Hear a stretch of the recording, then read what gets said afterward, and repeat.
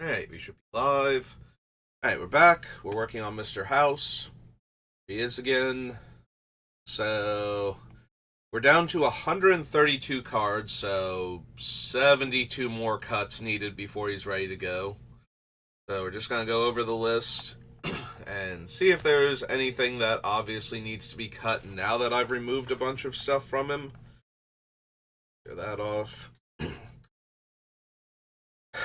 Demonic Tutor, Swords. Almost definitely making it Enlightened Tutor. Vampiric Tutor, also Goblin Welder, still fine as a way to get back our dead artifacts, to exchange the robots or the treasures for them. Diabolic Intent, if I decide we have too many tutors, either this one or Grim can probably go. We probably want to keep Beseech. Most of our cards are in the lower mana cost, especially our random combo pieces, so we would be able to get like Karklan Ironworks or Unwinding Clock or something and put it into play immediately. Last Laugh is one of the cards I'm interested in trying in this style deck. So every time any other permanent dies, so sacking treasures, for example, this deals 1 damage to each creature and player, and then I sacrifice this if there are no creatures in play. The only downside to this is that it triggers off opponents' permanents dying also, so they might be able to manipulate things by sacrificing their own permanents in response, to try and kill some of our things that care when our artifacts die, or I mean, it depends on where we're at, um, whether or not they can actually pull that off. Because killing the source of the effect doesn't stop the effect, and we can always respond to them responding to us if we need to, or just basically hold priority and sacrifice everything and get all the triggers on the stack first. Which is probably something we're going to want to do anyway, but it is worth noting that they can try and do things like we can't just play Last Laugh without intending to win the game with it, so. Decree of Pain, Disciple of the Vault, Lightning Greaves, Clock of Omens, which we might be able to cut. It's a weaker overall version of some of our other things. Either this or Manifold Key. In fact, Manifold Key might be the one that can go first. Because if we have enough treasure and we activate Mr. House and he makes treasures and robots, we can tap 2 of the robots to untap him and spend the treasure to roll more dice, putting more artifacts into play and then sacrificing more artifacts.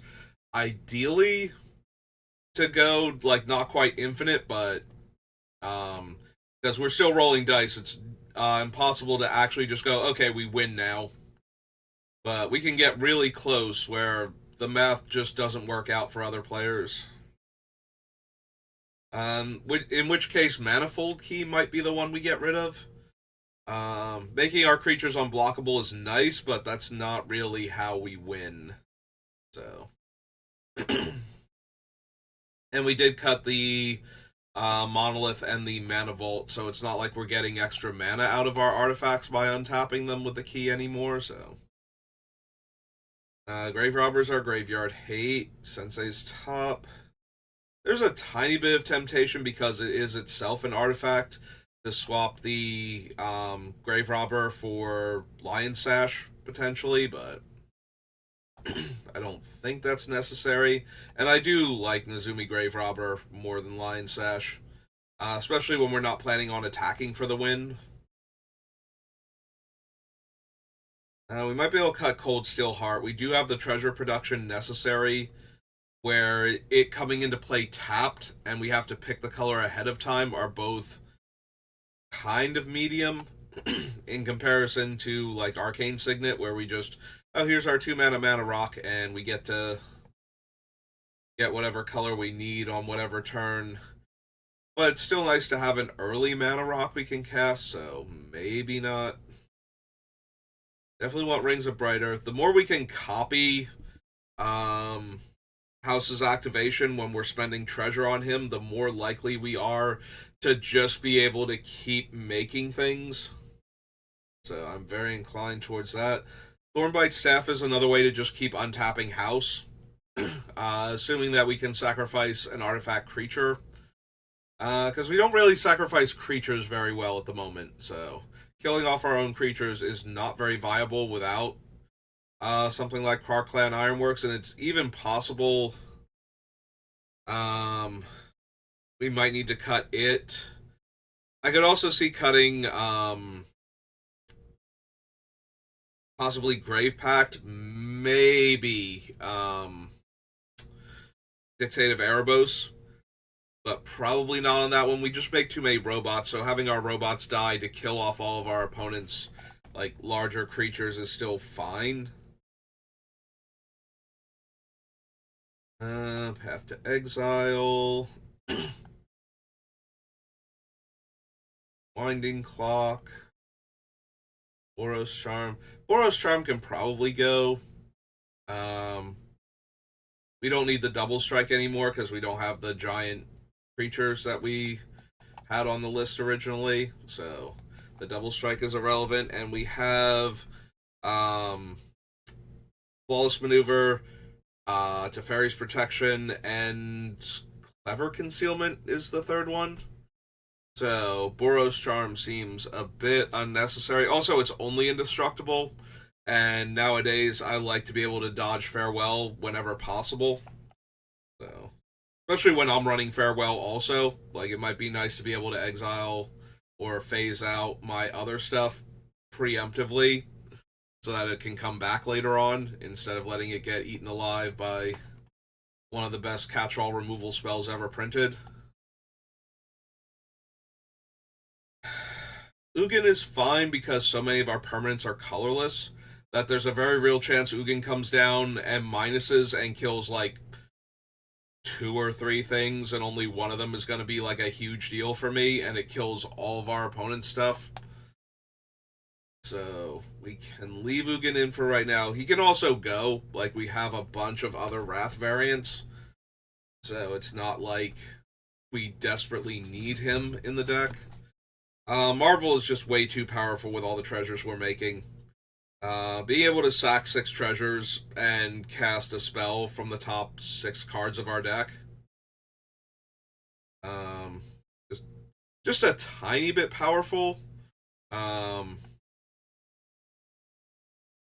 It could also go, like, it's kind of win more sometimes, but it does help us find the things if we don't have a way to actually kill our opponents by all this stuff happening.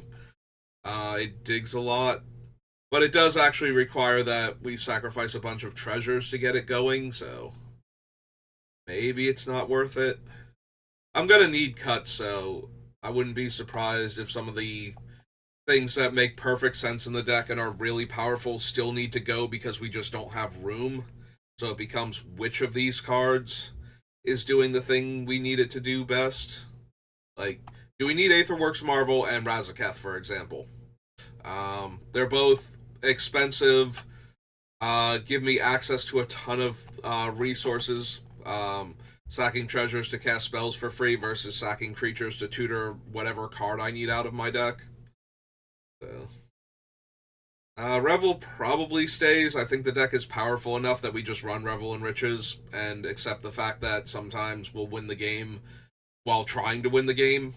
You know, instead of winning the fun way, we'll win the boring way, but this doesn't feel like a deck that I break out if nobody's deck is anywhere near its power level. Like, this is more of a, I don't feel like playing blue, but I need a really strong deck. I get the feeling that House is going to fulfill that. Bedevil, Smothering Tide, Bolas' Citadel, Mayhem Devil. Excuse me. Intervention, Ruinous Ultimatum. Again, we make tons of robots, and Winota can tutor up a bunch of our win cons. Like, things like Marionette Master, Disciple of the Vault, Reckless Fireweaver, I believe the Ingenious Artillerist is a human. Like, we have a whole lot of humans that if one of them is in play when we start doing our cool thing, we just win the game, more or less. Like, the more we have, the faster and easier it is to win the game, the less dice we have to roll in our favor. But it starts to become very much we win the game when we've got one or two of them going, so. I do think we keep Winota until I feel we have to cut enough of the specifically human uh, things that would let us win the game. A Barbarian class, Delina, Boarding Ogre, Deck of Many Things.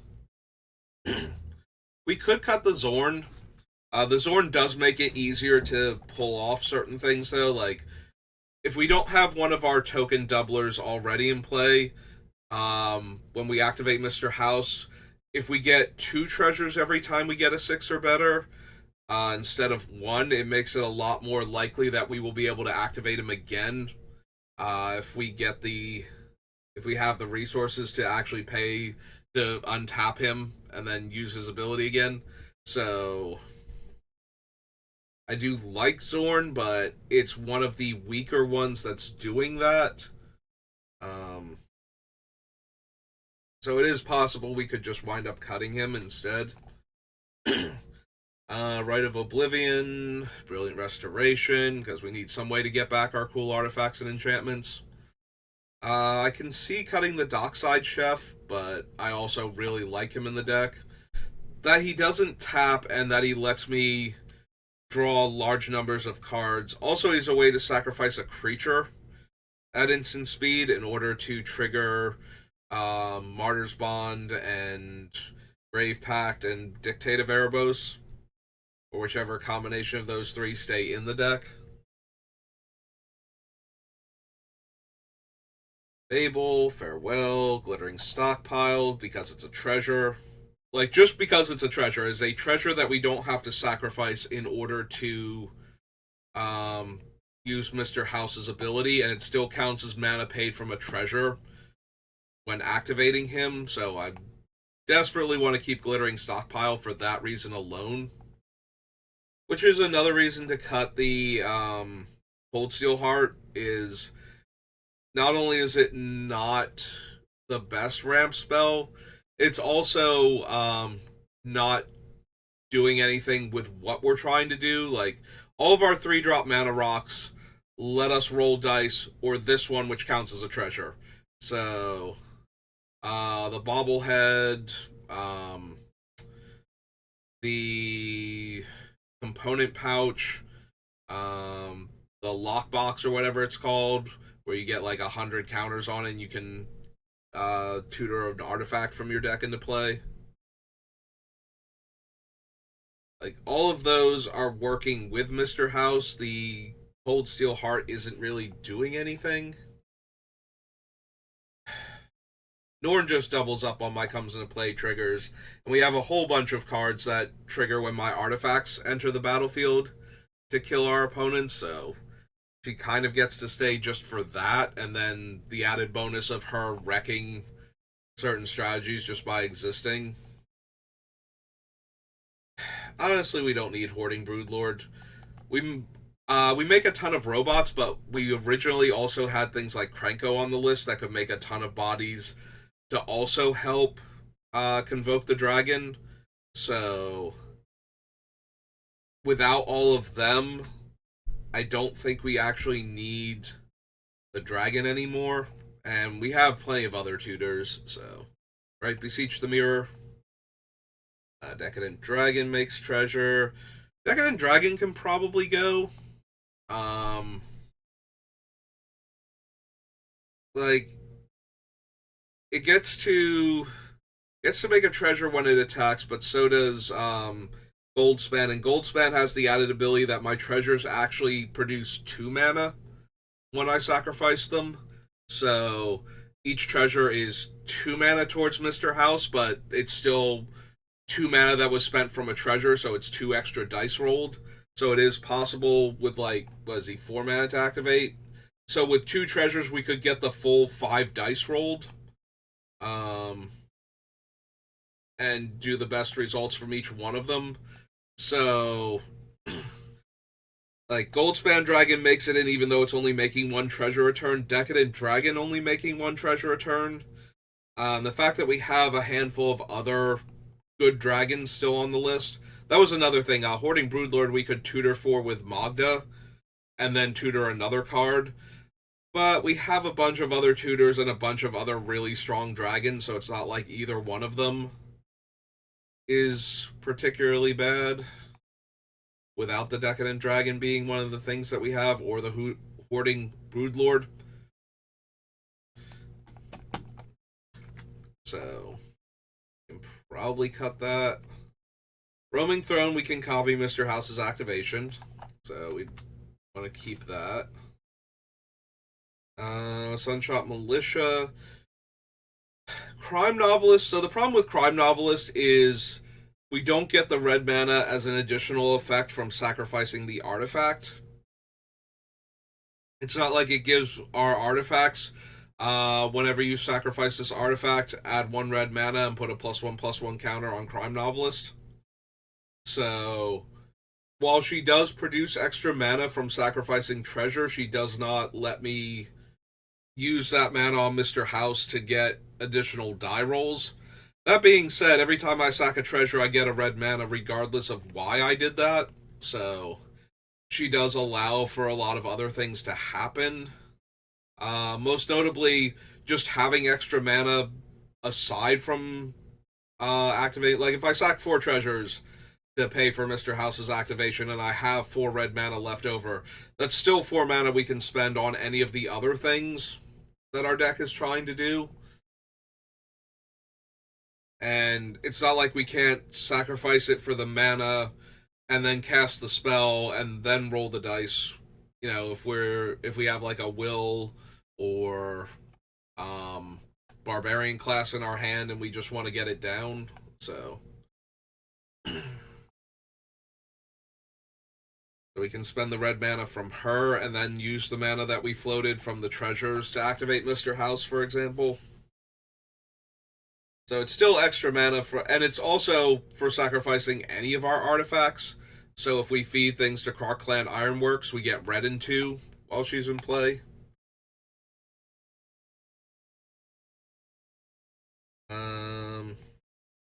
Unfortunately, she grows pretty quickly, so I was just looking at it's like, and she also works with Delnay twice.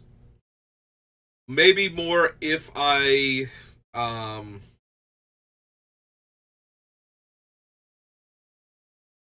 yeah, maybe more if I sacrifice all the treasures in response to each other.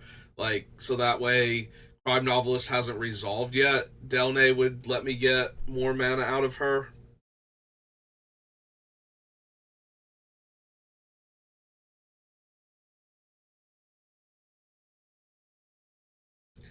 And we want Kemble because that's tokens coming into play, drains our opponents. So that's pretty strong.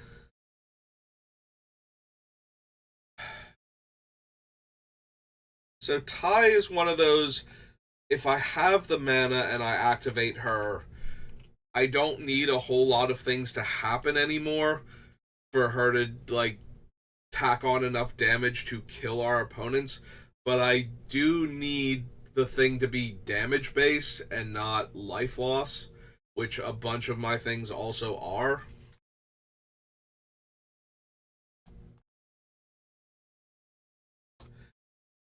Oops. There we go. I'm like leaning back in the chair or away from the keyboard and I'm lunging for it. I'm like, wait a minute, that's the eye, and I've hit it twice now. I need to sit up for a minute. Actually, look. I like being able to tutor any artifact I want with the transmutation font. Because we make robots and treasure just by existing. So it can come down, tap to make any one of the 3 that it makes, and then if we can untap it, we can immediately sacrifice it or sacrifice the tokens and tutor up another artifact.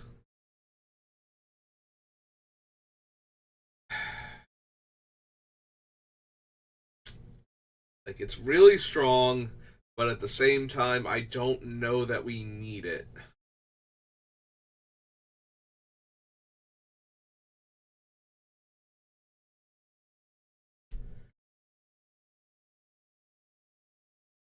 Alright, we'll give it some more time. Like, cutting tutors when we're basically a combo deck. We're more closer to an aristocrats deck, but we care about different things than a normal aristocrats deck does because we're so focused on artifacts dying instead of creatures. So it does give us a bit more wiggle room to do new stuff.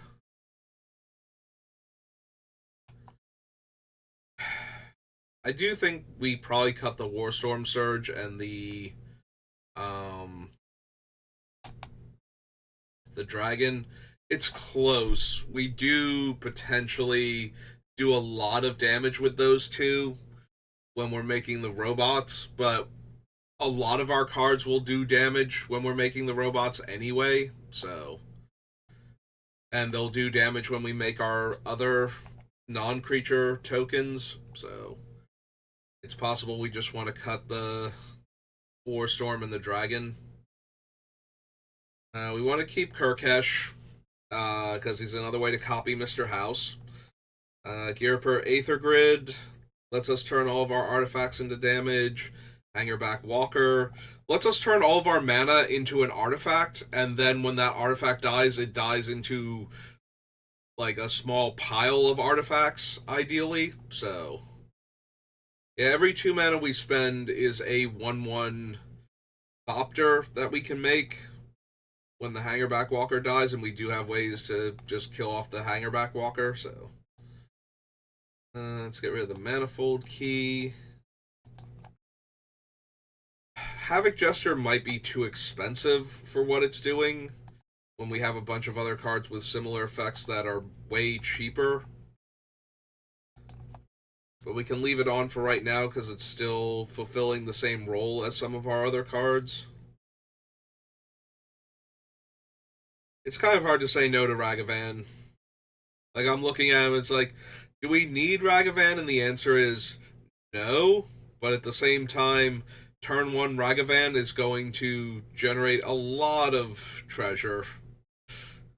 And even a late game Ragavan, if we dash him in and he connects, is making treasure, giving us access to opponent's spells potentially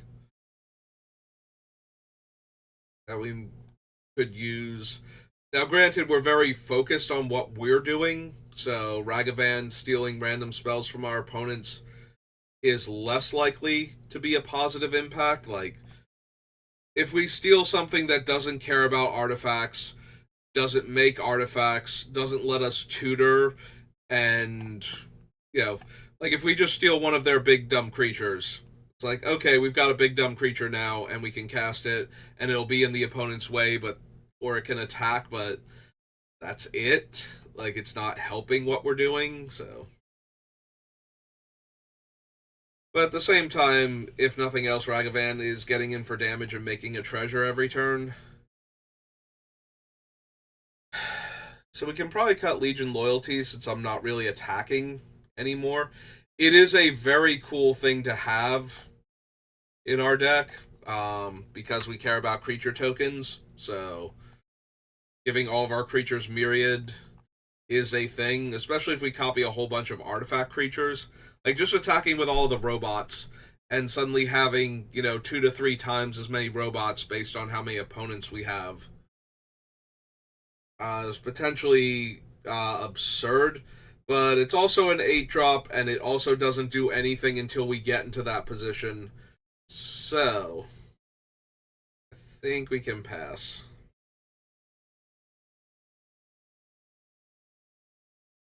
I can see cutting, like, the Fathom Fleet, and by extension, I think her name's Sarah Lyons. They do a lot of damage just by attacking. Like, they don't actually have to connect with the opponent in order to get this trigger. They're an attack trigger for them. But Oh, and Abdul, I think um the one from Strixhaven Commander that cares about how many tapped artifacts I have when I attack. Like all three of them are fine. If they can ever attack, they will get to do their cool thing, and it does not require them to connect is the biggest issue. So just by turning them sideways, we potentially kill the opponent. So that works for me pretty well. Nightblade just cares that my tokens are leaving play. They don't even have to die, they can be bounced or exiled, and it will still deal a ton of damage, so. Ancient Copper Dragon. Iron Throne. Ingenious Artillerist is a human. Will's a human. That's neat, but like, yes, we still want him in the deck, and we don't mind hitting him off of Winota, but he's certainly not one of the things we're looking for most of the time. Arcane Signet, Martyr's Bond, Darksteel Mutation, Toxic Deluge, Protection, Dockside, Flawless, Deflecting.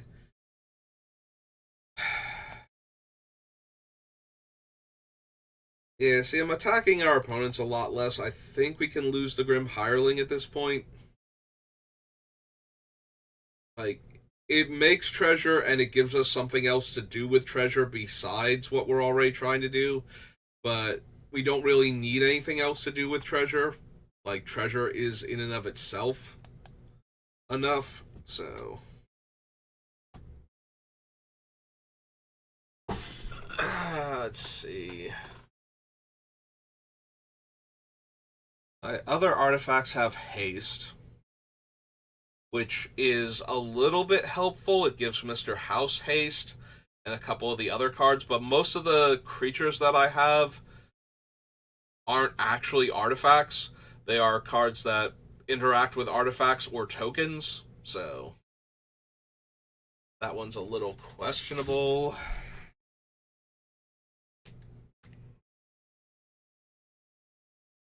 Lochiel is basically just draw a card every turn.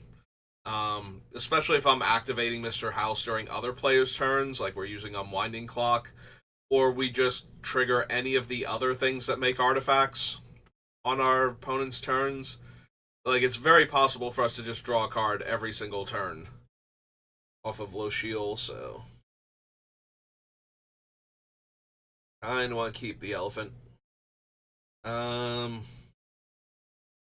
Chaos Dragon is a cheap way to roll a d20, and 4/4 flying haste isn't a big deal, but it's still alright. It might get in for some early damage, make it a little easier for us to combo off. Also, by rolling a d20 every single turn, it's helping every single turn cycle, but it is rolling a d20 on our turn for 3 mana, so it's still relevant to what we're doing. I can see cutting it. But we've cut a bunch of the ones that roll d20s, and I'm a little sad about that. So I want to try and keep at least a few of them still. Component Pouch is rolling a d20 every turn. Also, the ones that tap to roll a d20, like, we can potentially untap those. Like, if I roll a d20 while we have the Clock of Omens out, and we roll above a 6, and we make we make an artifact creature and treasure token, and then we tap those two and untap the component pouch or the dice rolling thing. Yeah, we definitely want to keep all 3 of them then, just so that way we have that ability. Like, roll a d20, get some mana, and then potentially untap both of them.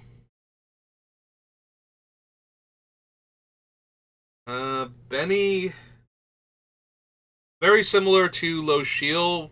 We're normally making a token that's an artifact. So Benny will trigger also most turns. Rose Room Treasure. This one we actually have to make specifically the robot token, but that's the easier of the two tokens to make with Mr. House in order to trigger him, which causes us to make a treasure twice. So even if we low roll with Mr. House, we can still make more treasure. And again, if we get the other things going where we're untapping him, then that's fine. Technomancer. Sacrifice another creature to make treasures. So he probably makes 3 treasure when he comes in because we're going to be sacrificing a robot. But then he has 3 mana and sacrifice X artifacts in order to get a creature with power X or less from our graveyard into play. And X can't be less than 1.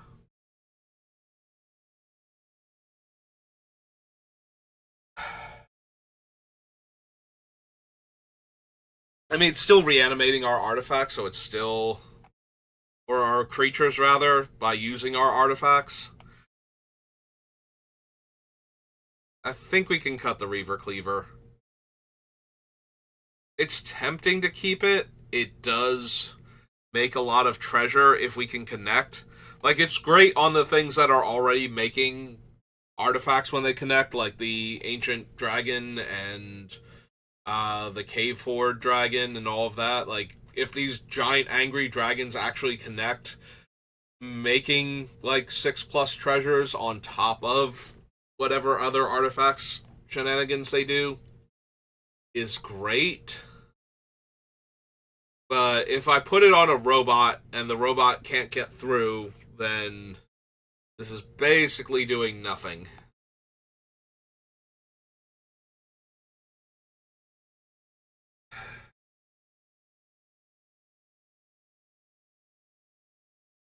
It does have a lot of potential to make a lot of treasure in one turn.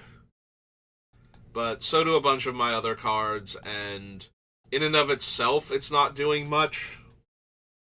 Alright, we're up to 9 cards cut now.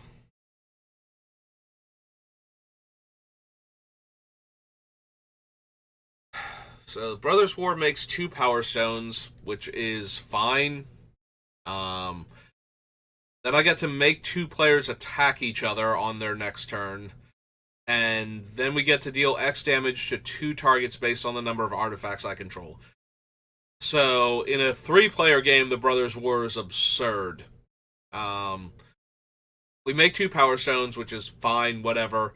But then we make them attack each other, which leaves them both vulnerable to my army of robots.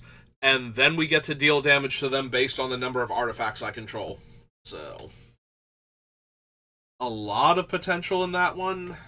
It gets a little bit worse once we have 3 or more opponents. Like, once it's a 4-player game, we can only make 2 opponents devastate each other. But that's probably still good enough.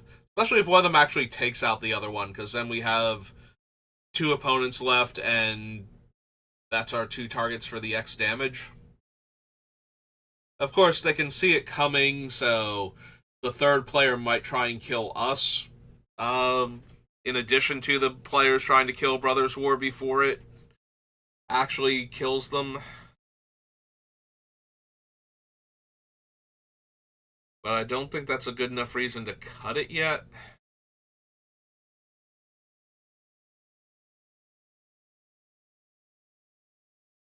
What was this? This was 11 cards. That's true. We still have a few more to go. Like, I'm looking at all of these, the Cavern and the Illustrious Wanderglyph, and I'm like, those are all staying for right now. We'll more seriously consider cutting them once we're running out of things to cut again. But for right now, we have plenty of things we can get rid of.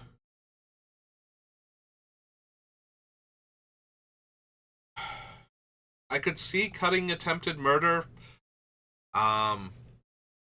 Because it only lets me roll X dice once, and it might not even kill a creature.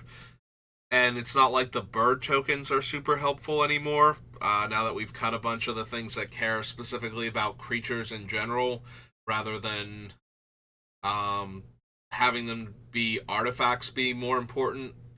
Like, we cut Perforos, and we're cutting Warstorm Surge and everything, so them being creatures is less important now. The Clown Car still stays, because even though it's a one-shot, it's rolling XD6 when I cast it, so that's more than good enough. The only downside to it is, if even were the robots, then our goal would be to roll 6s. Since it's odd, we kind of want 3s on the Clown Car. Also 1s for the Complaints Clerk. Yeah, this might be... We might actually cut Night Shift of the Living Dead and Attempted Murder here, since neither of them are doing exactly what we need anymore. Like, the 1-2 bird and the 2-2 zombie are way less useful, as we're cutting more and more things that care about creatures rather than artifacts. So, with them being diminished, I don't know that we actually want... Because we can only pay life once per turn to adjust a die roll, and we're trying to roll so many dice. So, maybe we get rid of the Night Shift. It's 10. Get rid of Attempted Murder is 11.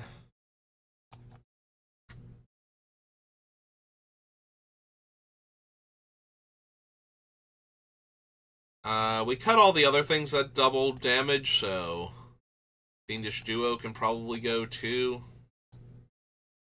It's 12. Alright. That brings us down to 120. So we just need to cut half the cards on the list, and we're done. That seems nice and easy, right? Alright, let's clear everything off.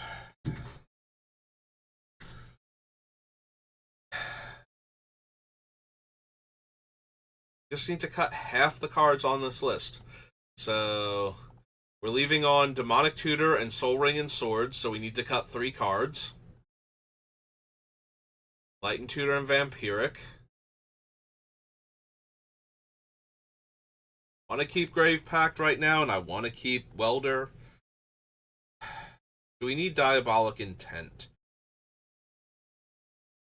Probably not. We've cut a bunch of the creature token makers, so we're down to just things that make like artifact creature tokens primarily. Probably cut Diabolic Intent now. We might be able to cut Last Laugh. It's fine in the deck, but it's not.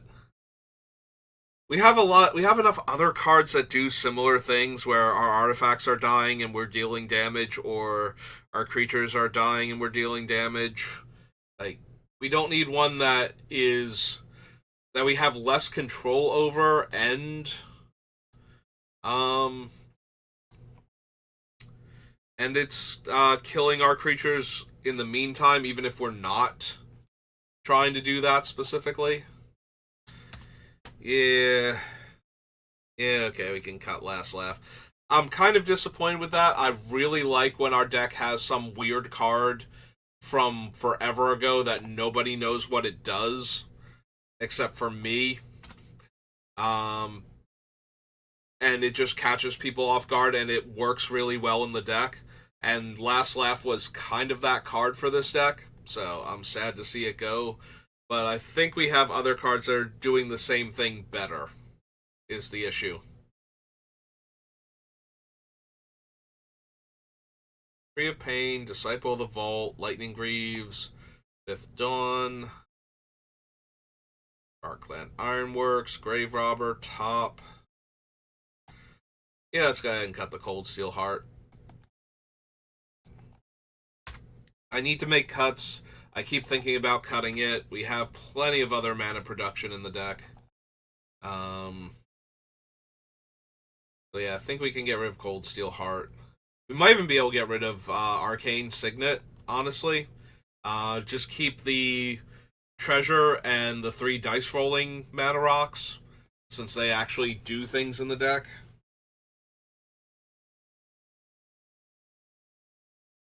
I'm gonna try and keep Rings of Bright Earth. Try and keep the Thornbite Staff just to untap Mr. House more.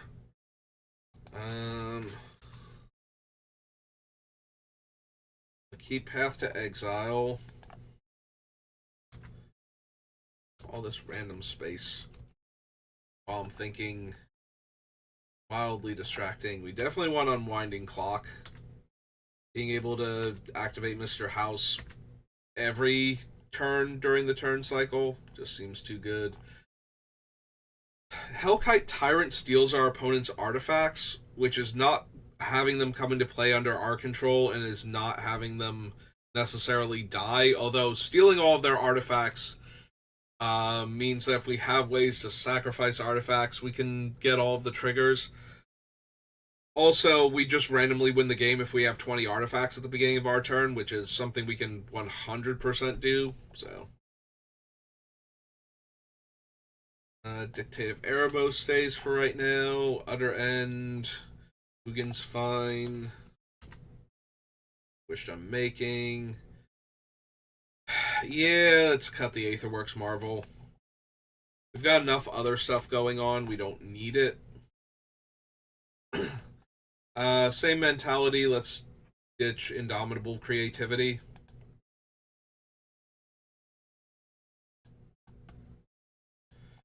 We have enough tutors and enough ways to go looking for the cards that we need that we don't need a random one that requires setup.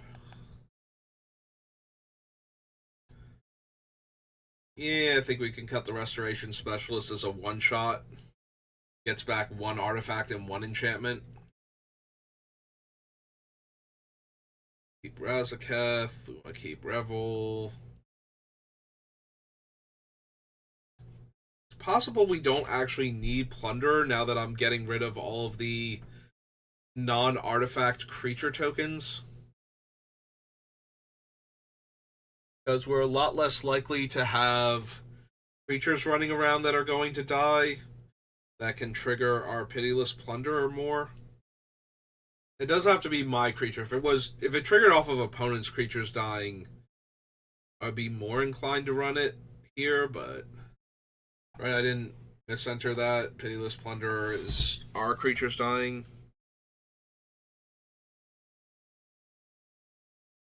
Whenever another creature you control dies. Yep. So yeah, we might not actually need him then. Because we're not contingent on our creatures dying anymore. We're contingent on our artifacts dying, and sometimes that means we just won't have any creatures to die. Like we won't have a way to sacrifice our artifacts if they don't have one already. So we'll be using the treasure dying to trigger stuff. And if we're making robots, that's fine, but they're not actually dying, so the plunderer isn't making treasure.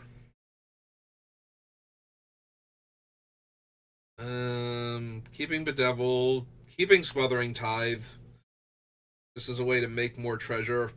Technically, it's a way to tie up all of our opponent's mana and stop them from drawing extra cards frequently because they won't want to give us the artifacts that are powering our deck. So, yeah, when it's pay 2 mana or your opponent gets like a one-shot mana boost, it's like, sometimes you can afford to not pay and not give them anything. When it's pay 2 mana when you draw a card, or the opponent's going to deal you 6 points of damage, then it becomes a lot more important that you pay the mana each time. And if anybody does anything to force other players to draw cards, which it makes me a little sad we don't have room for something like Wheel of Fortune, but we really don't have room for something like Wheel of Fortune. Like, I cannot be bothered trying to make my one card exponentially better by putting in different card draw than what I actually need. Um,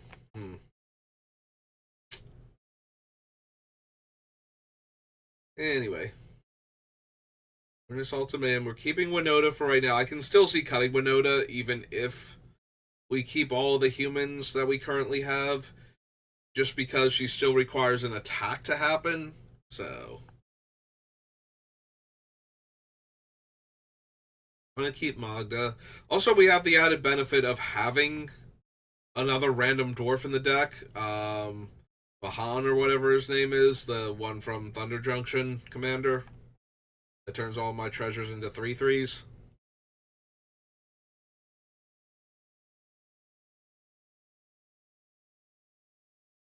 And we want to keep the Barbarian class. We want to keep the Wild Mage, Hoarding Ogre.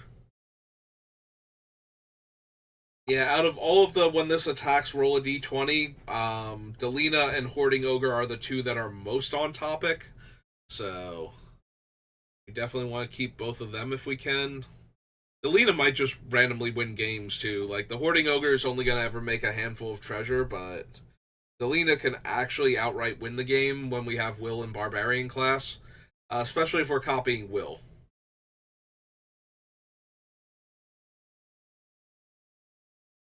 Keep putting more copies because they actually become non-legendary from Delina because she was supposed to be able to copy herself. So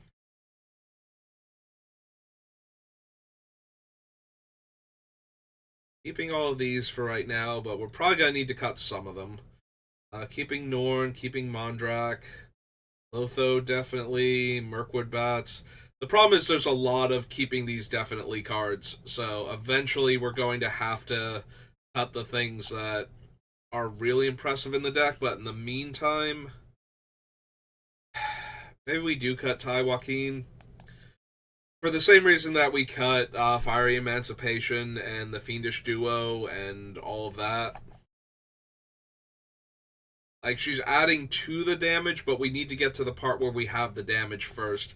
And it's more important to make room for the cards that are dealing the damage than the cards that are adding to the damage dealt once we start dealing the damage, so. Font might go. We have so many other tutors. It tutors it into play, but it's also a 5-drop artifact. So it does make a token every turn just by tapping it.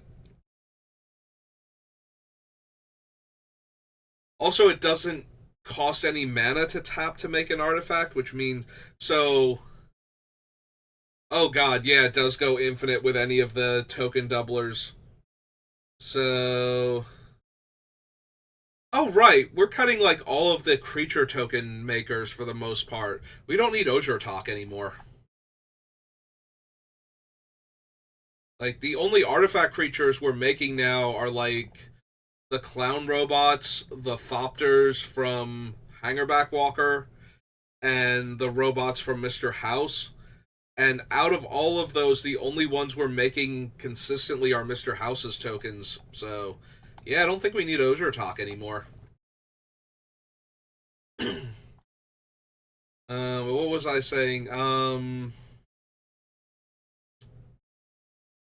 Oh, the transmutation font. So if we have Mondrak or Anointed Procession out along with the one clock, so we tap the font and it makes 2 artifact tokens, which we can then tap both of those to untap the font. So if we have anything that is punishing our opponents for artifacts coming into play, we do just win on the spot with that one also. So that makes me more inclined to keep Transmutation Font. It might not be good enough still. We might have just better combos, but I think we keep that one also then.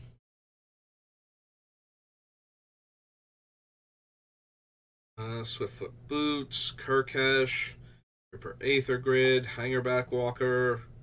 It's possible the Hangerback Walker goes. Like, it dies into a bunch of other artifacts, which is nice, but it requires a large mana investment initially, which is fine if we are sacrificing treasures and, like, pinging our opponents for the treasures dying. But if we don't have that, I'm disinclined to sack the treasures to make a larger Hangerback Walker. if we don't have a way to sacrifice the Hangerback Walker for the tokens.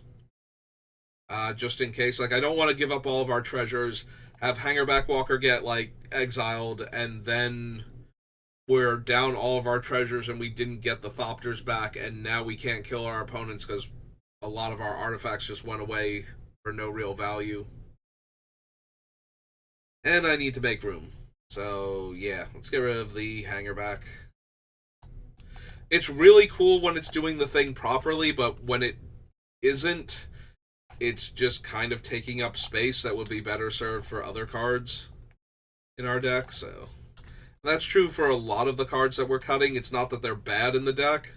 Like, we picked them for a reason, but we don't need them, and the things that we're keeping are better. Or at least on par with them. So it's like, okay, well, what situations can I conjure in my head where this one is actually better than these? And the more I think about it, the more I think, no, this is probably the worst out of the group, so we just cut it off the list. I want to keep all of those. Like I said, we could cut Arcane Signet. I'm disinclined to still, but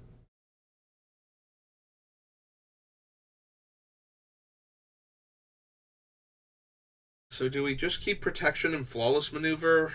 Flawless Maneuver is just creatures, right? Like, it's still good enough, but it's not going to save. Without paying its mana cost. And it is creatures I control gain indestructible until end of turn.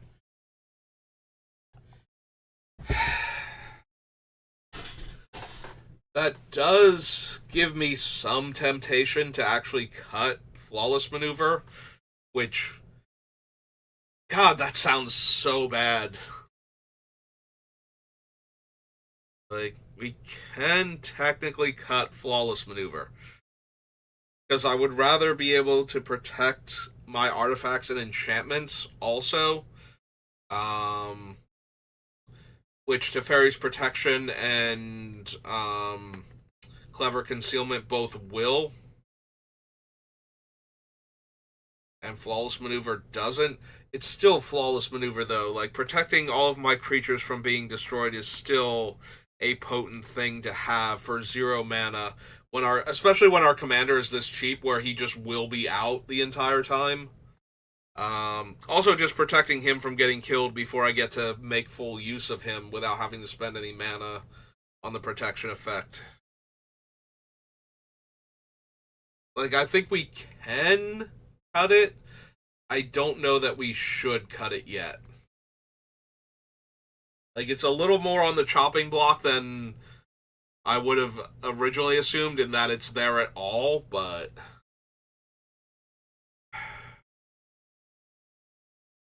maybe we just don't need Chaos Dragon. We have a bunch of really useful things with the D20s that we can roll that aren't the Chaos Dragon. Like, the Ancient Copper is just doing so much more work when it does its thing than Chaos Dragon is doing. The fact that it's 3 mana helps it a lot, but I desperately need room, and rolling a d20 every turn for free is really helpful. I do like it. I would like more things like that. But its effect is kind of negligible past that. And that's the big sin it's committing that's getting it taken off the list, is that it lets me roll a d20 and basically nothing else. So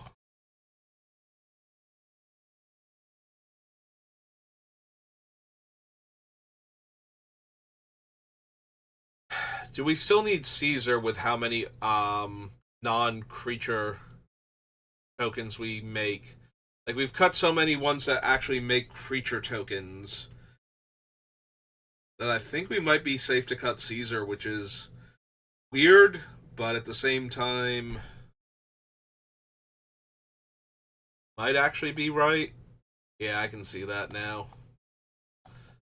Now that we've lost a lot of the creature token production. We probably also don't need Kellogg. He's only making 1 treasure per turn cycle. He was much better than things like Lannery Storm, but being much better than a card I was already thinking about cutting when I put it on the list isn't really...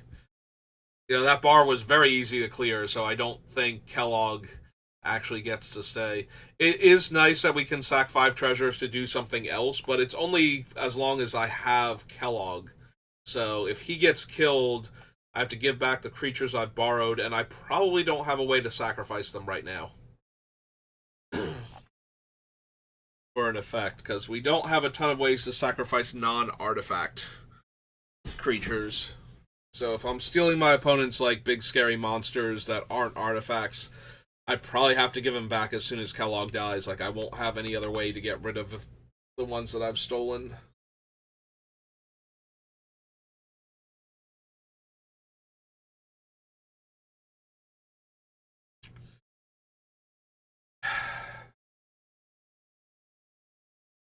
I do like Plum. Like, the extra card draw from him is nice, and we should have enough treasure that I can do that.